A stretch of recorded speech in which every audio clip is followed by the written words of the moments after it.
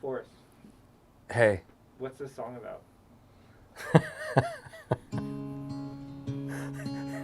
Straight to the heart. Take it. If she gives you her heart, don't you break it. Let your arms be a place she feels safe in. She's the best thing that you'll ever have. I remember calling up Steve and being like, hey man, I just got back from Australia. I was trying to figure out where my heart was and if I was going to be in a relationship or if I wasn't going to be in a relationship. And I took a month off, which I hadn't done in years, and landed back on US soil, landed back in Los Angeles, and called Steve up and was like, hey man, it's been a month.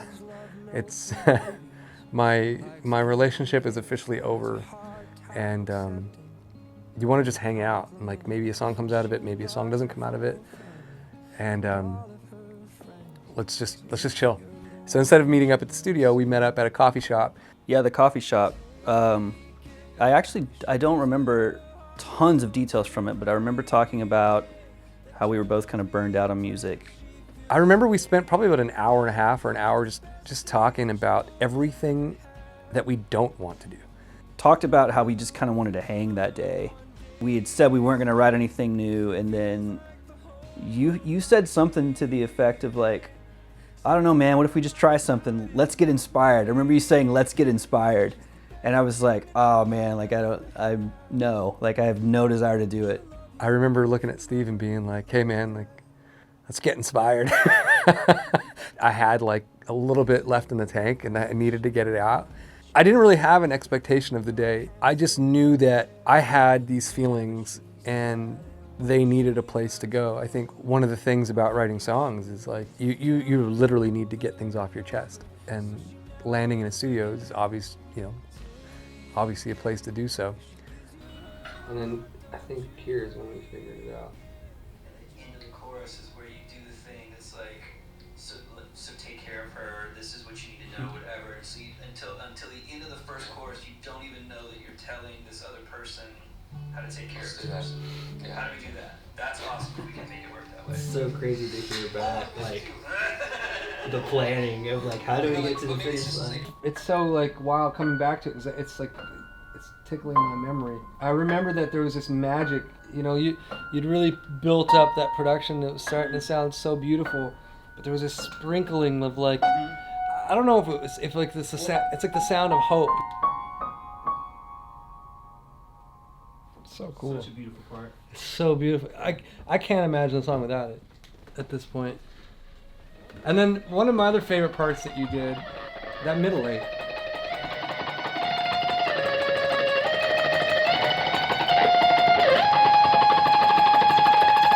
Such a gnarly part by itself in contrast to the song, but it really is it's amazing that something so chaotic can be a part of a moment that's so beautiful in context, Most special things for me is that kind of chaotic guitar part in the instrumental, but it's the way that it blends in with the strings, and it actually just feels like it's part of the strings performance.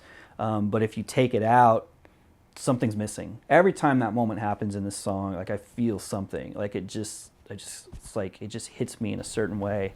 It's so weird to give your soul, yourself, and your love to somebody, and it's oddly, we all become oddly complacent. But in the moment where it's about to break, it's so tension filled.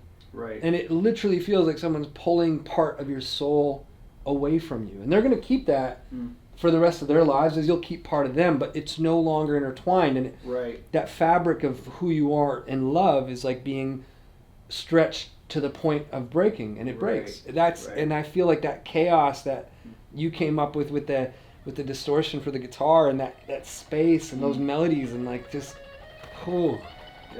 it just captured that so well to me. It's sort of Oh yeah, I forgot about all that.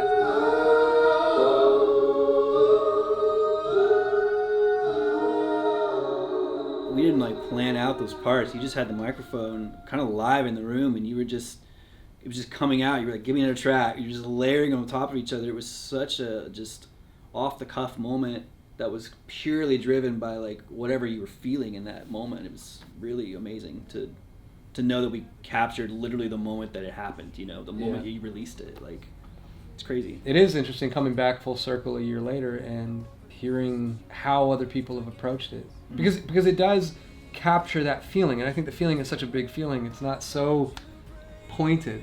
It started pointed, but I think you said it best when we first started writing it. It was like, what's that end look like? Yeah. And that's what people have caught on to. Right.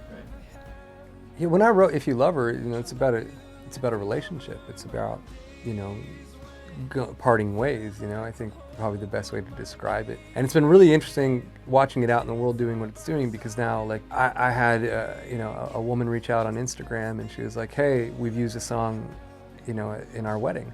And then I'm watching, like, men with their little baby daughters, and they're like, wow, this means so much to me. Then I've had other people write me saying that the song that captures their father who's passed away.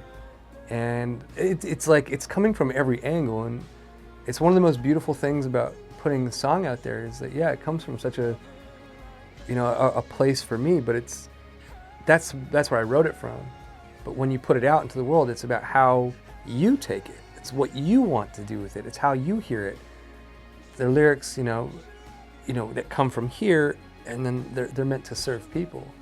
That sounds a little bit maybe prophetic, I guess, but that's why I think people connect to songs. Yeah, Forrest is so great to work with because he always comes in. No, do you want me to say it like that? Hi, I'm Forrest Blakk, and this is Behind the Song. Oh, it was an airplane. Hey, I'm Forrest Blakk, and this is Behind the Song. 2 mice fall in a bucket of cream. I'm Forrest Blakk, and this is Behind the Song with my song, If You Love Her. When she's sad.